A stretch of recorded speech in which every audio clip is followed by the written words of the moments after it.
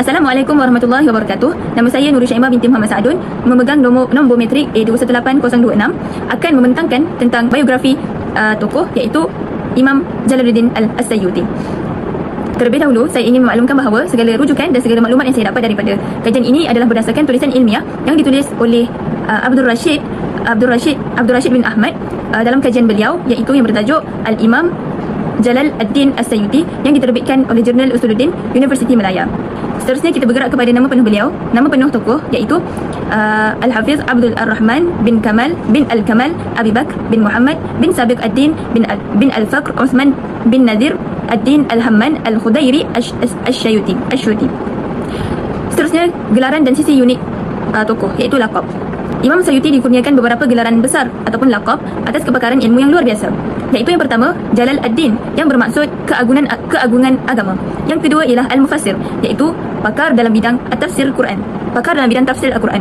Yang ketiga ialah Al-Hafiz, iaitu gelaran tertinggi bagi pakar hadis. Yang keempat ialah Abu Al-Fadl, iaitu nama kunyah beliau. Selain itu, beliau juga mempunyai gelaran yang unik, iaitu Ibnu Al-Kutub.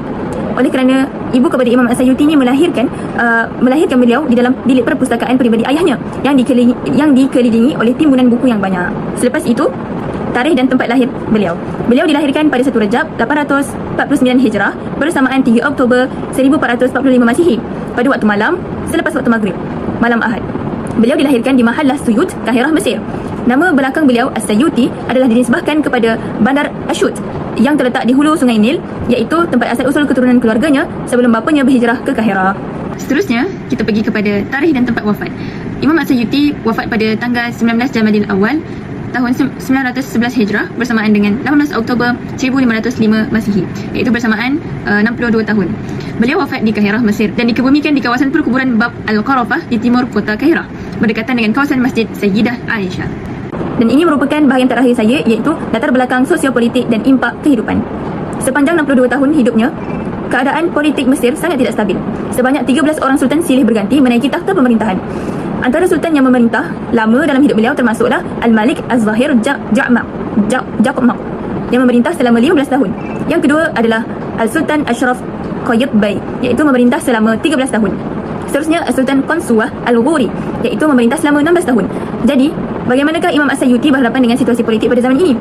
Imam As-Sayuti memilih untuk tidak melibatkan diri dalam kancah politik. Malah, beliau juga mendapat pujukan ataupun rayuan daripada ramai penguasa ataupun pembesar untuk membeli beliau kerana beliau ni mempunyai pelbagai kelebihan. Akan tetapi disebabkan kekuatan politik ini menorong beliau ataupun membawa Imam Sayuti untuk mengasingkan diri daripada masyarakat umum. Jadi Imam Sayuti mengurung diri ataupun Imam Sayuti beruzlah dalam beberapa tahun, mengikut kajian dalam 22 tahun, semata-mata untuk memfokuskan diri beliau untuk menghasilkan karya ilmiah yang bermutu dan memberi kebaikan kepada orang lain. Namun pada 5 tahun terakhir hidupnya, beliau sempat hidup di bawah pemerintahan raja yang sangat baik, iaitu Al-Malik Al-Azim Al-Ghuri, iaitu sultan ini yang sangat mencintai ilmu dan menyayangi para ulama, sekaligus menghidupkan semula majlis-majlis pengajian yang masyhur. Jadi saya rasa setakat ini sahaja daripada saya, dan saya serahkan pembentangan ini kepada sahabat saya. Assalamualaikum warahmatullahi wabarakatuh. Nama saya Datuk Faizah binti Faizah Hamdi, nombor metrik A216187. Sekarang saya akan terangkan nama guru-guru yang membentuk pemikiran tokoh dan nama anak-anak murid yang menyambung legasi Imam Al-Suyuti. Imam Jalaluddin As-Suyuti merupakan salah seorang ulama ensiklopedia polimet paling profilik dalam sejarah Islam. Beliau berguru dengan ratusan ulama besar pada zamannya dan melahirkan ramai murid yang kemudiannya menjadi tokoh besar di dunia Islam. Imam Al-Suyuti menghitung jumlahnya guru-gurunya lebih kurang 120 orang. Di antara mereka yang termasyhur adalah seperti berikut: Jalal ad-Din Al-Mahili, Taqi ad-Din Al-Shumuni, Nuhai ad-Din Al-Qafiyaji, Zain ad-Din Al-Uqba, Al-Hafiz Ibn Hajar, Syamsuddin Al-Zirami, Sharaf ad-Din Al-Munawi, Syamsuddin Al-Mizabani Al-Hanafi, ad-Din Ismail bin Al-Siba' dan ramai lagi.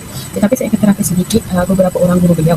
Yang pertama adalah Al-Bukini, iaitu Sirajuddin Al-Bukini dan anaknya Alamuddin Al-Bukini. Imam As-Sayuti telah mempelajari ilmu fiqh mazhab Syafi'i daripada mereka. Beliau sangat mengagumi keluasan fiqh keluarga Al-Bukini. Gurunya kedua adalah Al-Munawi, iaitu Syarafuddin Al-Munawi. Guru utama beliau adalah ilmu fiqh Syafi'i dan tasawuf. As-Sayuti banyak membaca kitab besar fiqh di bawah bimbingan beliau, di bawah bimbingan guru Al-Munawi. Dan yang ketiga adalah Al-Qafiyaji atau Muhyiddin Al-Qafiyaji. Al-Fafiyazi ini merupakan guru yang paling lama didampingi oleh Imam As-Suyuti, iaitu sekitar 14 tahun. Beliau merupakan pakar dalam ilmu-ilmu akhlak, iaitu logik, tata bahasa, falsafah Islam dan usuluddin serta ilmu tafsir. As-Suyuti telah menggelarnya sebagai Syekh Al-Muhaqqiqin, iaitu guru-guru para pekaji. Dan yang terakhir adalah Al-Marzabani ataupun namanya Saifuddin Al-Hanafi. Al-Marzabani merupakan guru tempat beliau mendalami ilmu bahasa Arab, nahwu, sorof dan balaghah. Demikianlah sebahagian daripada guru-guru Al-Imam As-Suyuti yang masyhur daripada kalangan ulama lelaki. Selain daripada itu, tidak kurang juga guru-guru beliau daripada kalangan wanita, iaitu Al-Syafat. Mereka ini terdiri daripada para penghafaz hadis. Mereka lah yang menjadi sebahagian daripada sumber ambilan hadis-hadis oleh Imam As-Suyuti, baik secara langsung syafahah maupun secara bacakan kepadanya. Antara mereka yang termasyhur adalah seperti yang berikut: Ummu Al-Fadl bintu Muhammad Al-Maqdisi, Ummu Hani bintu Al-Huwaini, Ummu Al-Fadl bintu Muhammad Al-Misriyah, Fatimah binti Ali Al-Yasir, Nashwan bintu Abdullah Al-Kinani, Hajar bintu Muhammad Al-Misriyah, Hajar bintu Muhammad Al-Maqdisi, Khadijah bintu Abi Al-Hasan bin Al-Mulaqqin, dan ramai lagi. Sekarang kita akan pergi kepada nama anak-anak murid dan nama legasi Imam Al-Suyuti. Murid-murid Al-Suyuti ini datang daripada pelbagai pelosok dunia Islam untuk menimba ilmu di Mesir. Antara yang paling menonjol dalam menyambung legasi penulisan dan pemikiran beliau, yang pertama adalah Imam Al-Dawudi, iaitu Syamsuddin Al-Dawudi. Imam Al-Dawudi ini merupakan murid paling utama dan paling setia dalam bidang hadis dan tarikh. Beliau menyusun kitab biografi para ahli tafsir, Tabaqat al-Mufassirin, dan meneruskan manhaj gurunya. Yang kedua adalah Ibn Iyas, Zainuddin bin Iyas. Ibn Iyas ini merupakan sejarawan besar yang terkenal dengan kitab sejarahnya Bada'i Az-Zuhur. Beliau mengambil banyak sanad riwayat dan ilmu sejarah daripada Imam Al-Suyuti. Dan murid yang ketiga adalah Syamsuddin Al-Jami ataupun Ibn Qullun Al-Qadihi. Syamsuddin Al-Jami ini merupakan ulama besar dari Damsyik yang bermusafir ke Mesir khusus untuk mengambil ijazah hadis dan keilmuan daripada Imam Al-Suyuti. Dan anak murid ini yang terakhir adalah Al-Shattanufi ataupun Nuruddin Al-Shattanufi. Al-Shattanufi ini merupakan ulama yang menyebarkan ilmu-ilmu Al-Suyuti, khususnya dalam bidang bahasa dan qiraat di wilayah Mesir dan sekitarnya. Itu sahaja daripada saya. Sekian, terima kasih.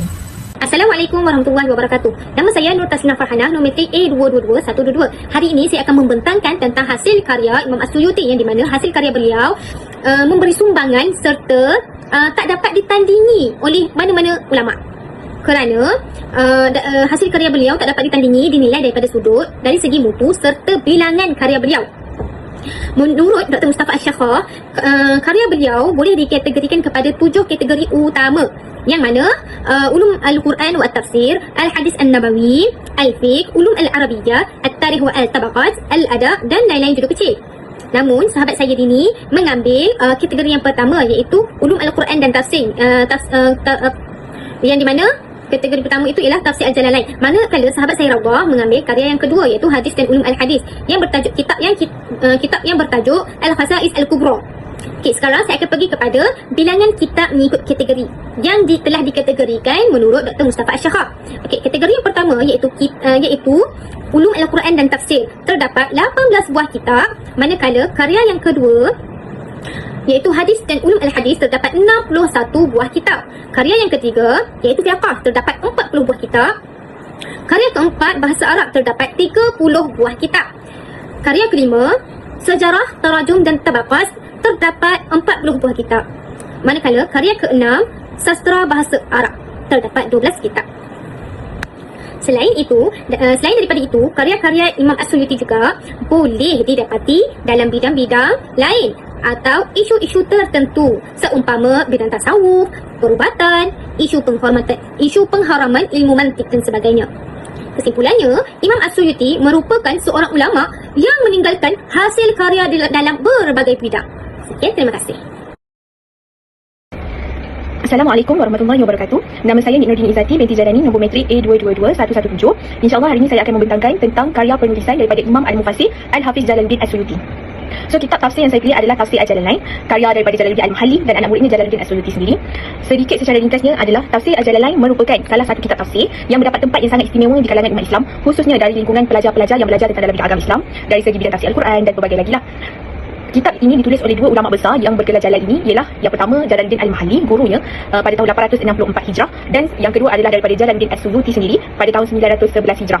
Kitab ini juga telah menjadi rujukan utama ataupun rujukan penting oleh umat Islam untuk memahami tafsir Al-Quran itu sendiri secara berabad-abad. Tafsir ini tidak hanya di dunia Arab tapi juga di pelbagai lagi wilayah Islam termasuk Nusantara, yang mana kitab ini dijadikan banyaknya kajian dan pengajian yang berkaitan kitab ini sebagai sumber utama mereka. Sedikitlah latar belakang ataupun sejarah penulisan daripada kitab Tafsir Al-Jalalain ini, Tafsir Al-Quran ini. Tafsir Al-Jalalain ni adalah kitab yang sangat popular dan menjadi bahan rujukan utama, terutamanya dalam bidang tafsir Al-Quran, kerana kita kata penjelasan dia yang sangat ringkas tetapi padat. Maksudnya dia susun daripada surah-surah dalam Al-Quran tu, secara tafsiran dia tu menjadi ringkas, walaupun ringkas tapi ianya tetap padat dan mudah difahami oleh semua orang yang nak belajar.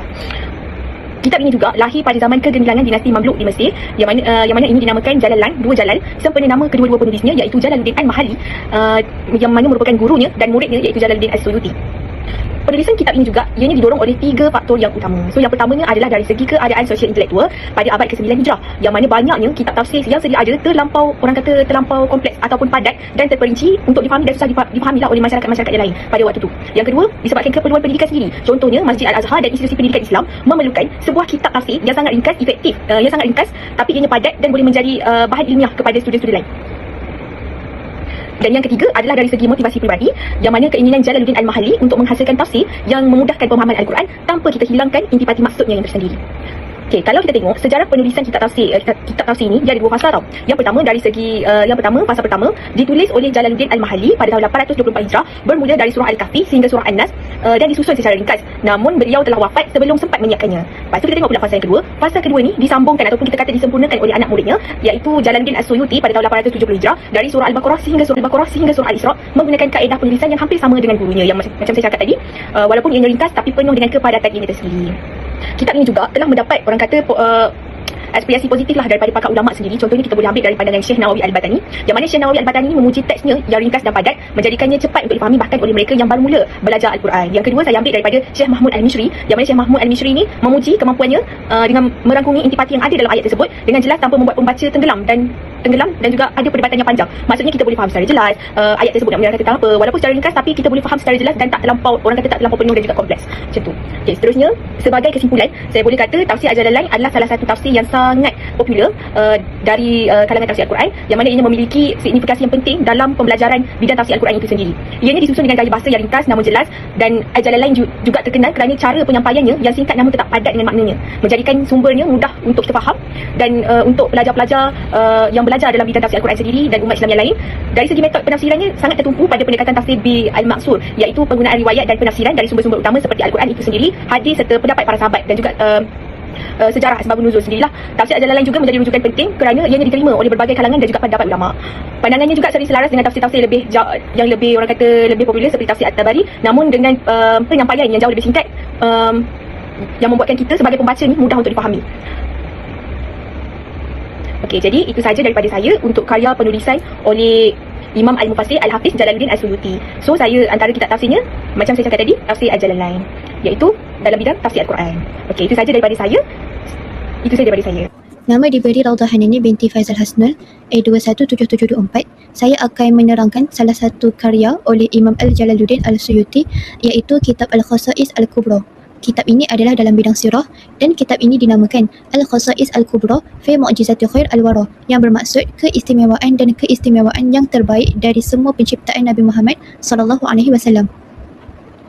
Jadi maksud Al-Khasa'is adalah keistimewaan, kelebihan dan perkara-perkara yang diberikan kepada Nabi Muhammad SAW dan tidak diberikan kepada nabi-nabi yang lain dan juga manusia biasa. Jadi dalam satu karya ini sahaja secara keseluruhannya membahaskan tentang keistimewaan dan kelebihan kepada Nabi Muhammad SAW. Untuk kedudukan kitab ini, sudah ada beberapa kitab yang menjelaskan tentang khasa'is Nabi Muhammad SAW, tetapi kitab Al-Khasa'is Al-Kubra adalah karya yang paling lengkap dan juga menyeluruh kerana karya ini bab-bab disusun secara sistematik dan juga dijelaskan secara terperinci. Tujuan penulisan kitab ini adalah untuk menjelaskan bahawa istimewanya kedudukan Nabi Muhammad SAW di sisi Allah, dan tempoh untuk Imam Al-Suyuti untuk mengumpul dan menyusun bahan kitab ini mengambil masa kira-kira 20 tahun. Seterusnya, kandungan utama kitab Al-Khasa'is Al-Kubra. Jadi kitab ini menghimpunkan pelbagai aspek, antaranya adalah mukjizat Nabi Muhammad SAW, keistimewaan syariat, keutamaan Nabi Muhammad SAW dan juga peristiwa-peristiwa penting dalam sirah. Jadi dalam kitab ini membahaskan pelbagai tentang Nabi Muhammad SAW, antaranya sebelum kelahiran Nabi Muhammad SAW, kelahiran dan zaman kanak-kanak, kenabian dan dakwah, hijrah dan pembinaan negara Islam, peperangan, Isra' dan Mi'raj, mukjizat Rasulullah SAW, khasa'is Nabi Muhammad SAW dan juga akhir kehidupan Rasulullah SAW. Yang ketiga, metodologi penulisan Imam Al-Suyuti. Untuk bahagian ini, kita akan dapat mengetahui bagaimanakah cara yang digunakan oleh Imam Al-Jalaluddin Al-Suyuti dalam mengarang dan juga menyusun karya-karya ilmiahnya.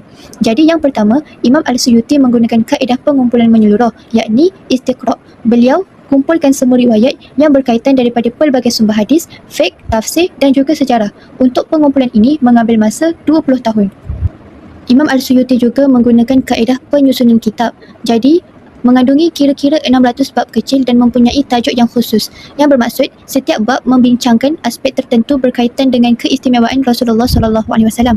Contohnya, mujizat, akhlak, kemuliaan nasab, kemakbulan doa dan juga lain-lain. Kemudian, Imam Al-Suyuti menghimpunkan banyak riwayat di bawah satu tajuk. Jadi, Imam Al-Suyuti mengumpulkan banyak hadis dan asar yang berkaitan. Contohnya, dalam bab berkaitan mujizat Nabi Muhammad SAW, Imam Al-Suyuti kumpulkan puluhan riwayat daripada pelbagai sumber. Yang keempat, menyebut sumber hadis terperinci. Jadi, Imam Al-Suyuti juga selalu menyatakan sumber hadis secara jelas. Jadi, beliau menyebut nama perawi, nama kitab sumber dan juga nama para muhadis yang meriwayatkan hadis tersebut. Akhir sekali, menilai riwayat. Jadi, Imam Al-Suyuti bukan sahaja menghimpunkan hadis, tetapi Imam Al-Suyuti juga menjelaskan kelemahan riwayat dan Imam Al-Suyuti mengemukakan syawahid dan mutaba'at bagi menguatkan riwayat tersebut. Seterusnya, keistimewaan kitab Al-Khasa'is Al-Kubra. Al-Khasa'is Al-Kubra. Keistimewaannya yang pertama adalah satu karya yang lengkap dan juga menyeluruh kerana menghimpunkan pelbagai keistimewaan Rasulullah SAW hanya dalam satu karya. Yang kedua, menghimpunkan banyak riwayat daripada pelbagai sumber iaitu hadis, tafsir dan juga sejarah. Yang ketiga, kitab ini juga kaya dengan sumber hadis dan sanad. Yang keempat, kitab ini juga menunjukkan bahawa Imam Al-Suyuti mempunyai ilmu hadis yang luas. Kitab ini juga menunjukkan bahawa Imam Al-Suyuti mahir dalam ilmu hadis. Yang kelima, kitab ini juga disusun secara sistematik dan mudah dirujuk dan kitab ini juga boleh dijadikan rujukan dalam kajian Khasa'is Nabawiyah. Itu sahaja daripada saya.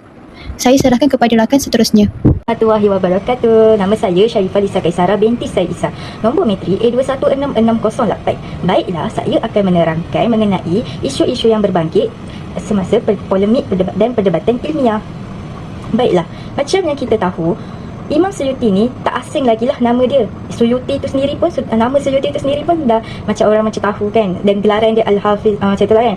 So, dia ni, Imam Suyuti ni memang seorang imam yang hebat lah, yang masyhur, yang tersohor kerana penghasilan karyanya dan lain-lain lagi lah dia punya cerita dia. Namun, dia ni tak terlepas juga daripada kontroversi. Asyik ada je orang macam tak puas hati dengan dia macam tu. Dan ada 3 isu yang macam famous lah dengan dia ni, iaitu yang pertama, dia mendakwa diri dia sebagai mujtahid mutlak. Yang kedua, dia bergaduh, dia berdebat lah, dia perdebatan ilmiah dengan Imam As-Sakhawi. Dan yang ketiga, dia menolak ilmu mantik atau logik Yunani dalam pengajian Islam. Baiklah, kita pergi kepada yang pertama tadi. Mengapa Imam Suyuti ni, Imam Suyuti mendakwa dirinya sebagai sebagai mujtahid mutlak? Sebabnya yang pertama, dia kan, kalau kita tahu dia punya cerita Imam Suyuti ni, dia kan boleh hafal Al-Quran ketika usia 8 tahun. Tu macam selalunya semua ulama-ulama dulu kan memang hafal Al-Quran waktu umur macam tu lah kan. Dan yang famous lagi, yang pada usia dia umur 22, dia dah boleh mengeluarkan fatwa. Sebab itulah beliau merasakan mujtahid mutlak tu kena dengan diri dia lah.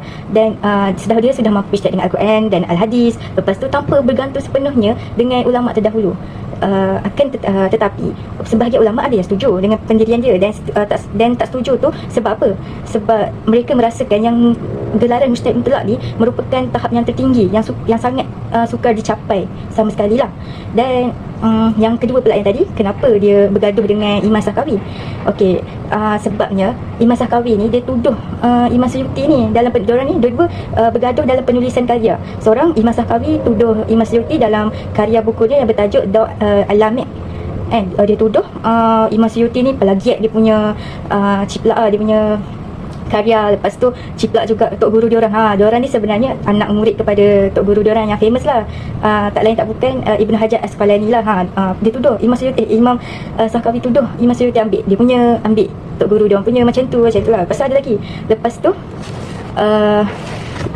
dan Imam Suyuti pula tuduh dia tuduh balas balik lah, jawab balik macam nak menidakkan lah yang Imam Sakawi tuduh dia tu dalam buku dia juga, dalam buku Imam Suyuti itu yang bertajuk Al-Kawi. Nama panjang dia, sekejap ya, saya check nama buku dia. Tak silap Al-Kawi je lah, senang nak tahu kan. Macam itulah buku dia, panjang juga nama buku dia. Lepas tu sebab dia orang ni berbeza pendapat lah, sebab tu dia orang gaduh lah masing-masing.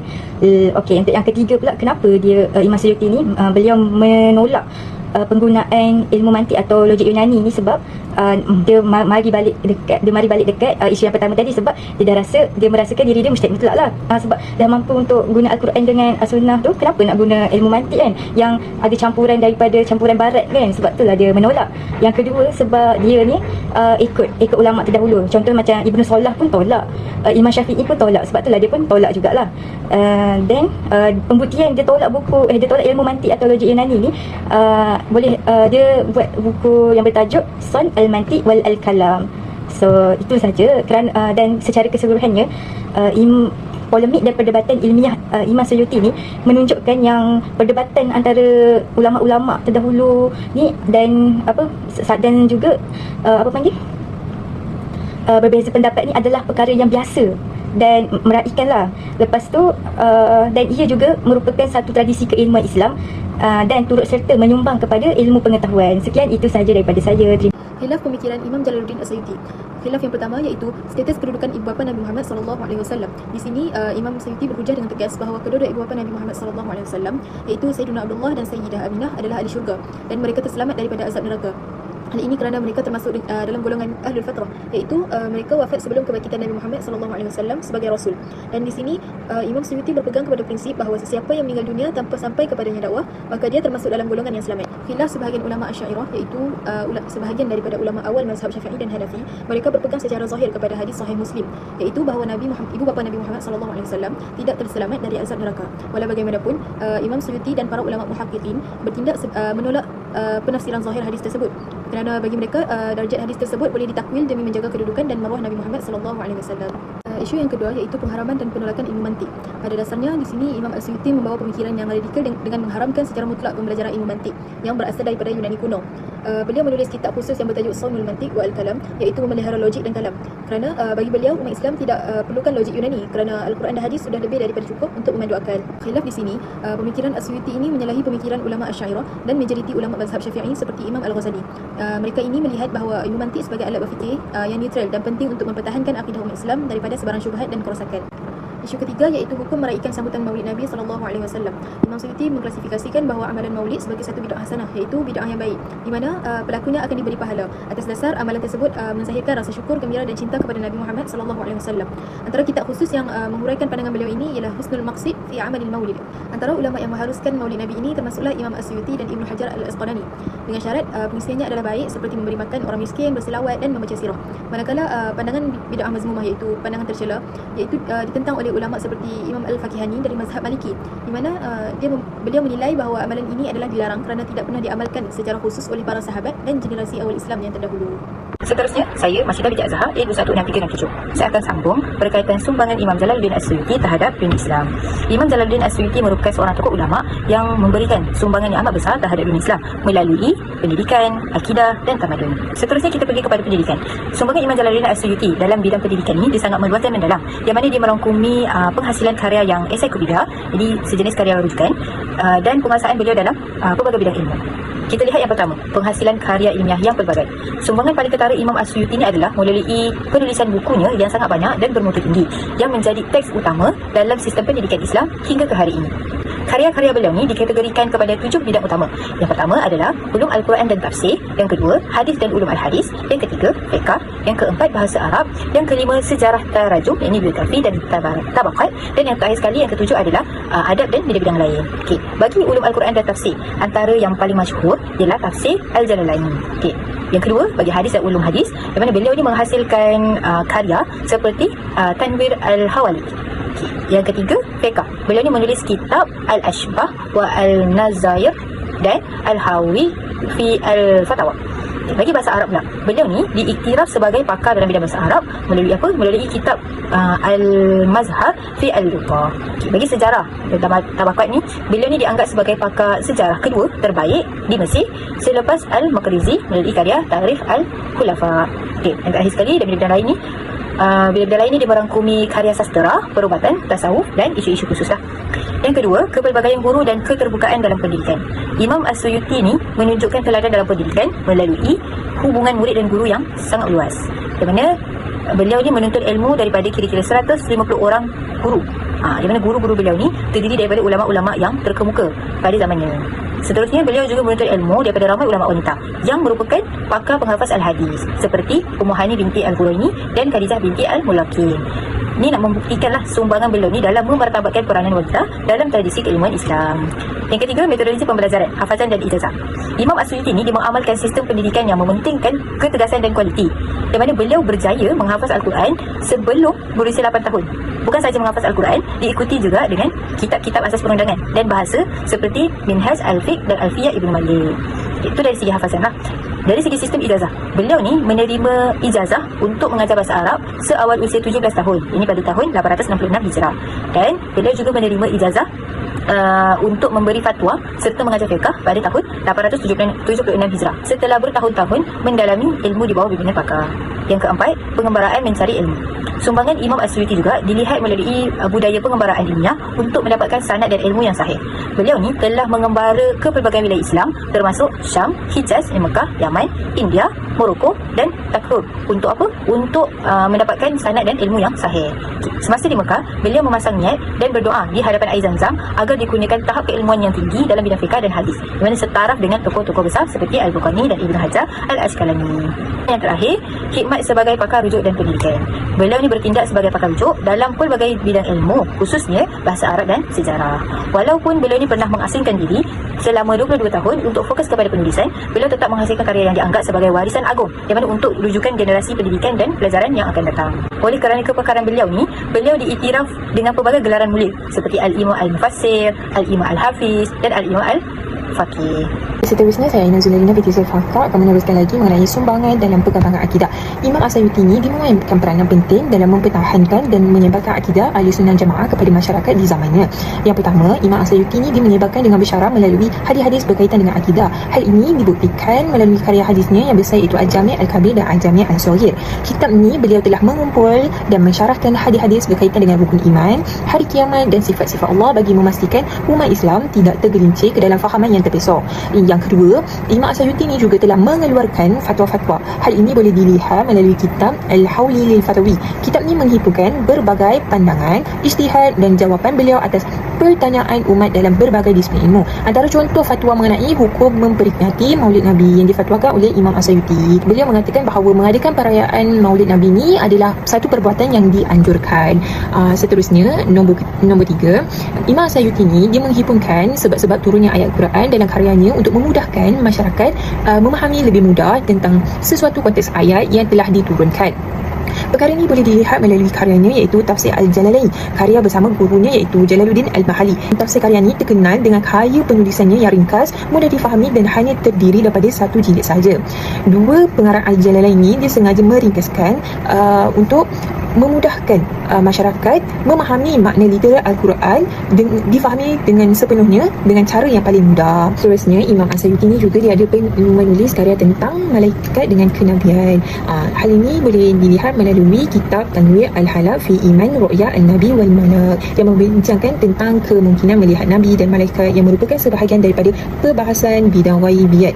Okey, tambah lagi, Imam As-Suyuti ini mengkritik terhadap ilmu mantik. Beliau telah menulis kitab Al-Qawl Al-Musyrik fi Tahrim Al-Ishtighal bi Al-Mantiq yang membincangkan isu pengharaman ilmu mantik dalam konteks tertentu yang sering berkaitan dengan perbahasan akidah pada masa itu. Akan sambung lagi mengenai sumbangan Imam As-Suyuti dalam tamadun Islam. Imam As-Suyuti ini dia merekodkan sejarah politik dan sosial umat Islam bermula daripada zaman Khulafa' Ar-Rasyidin sehinggalah zaman Khalifah Abbasiyah. Hal ini dapat dibuktikan apabila beliau telah menulis kitab Tarikh Al-Khulafa'. Kitab ni dia telah menjadi rujukan yang sangat penting untuk memahami pasal surut dan perkara-perkara yang telah berlaku pada tamadun Islam.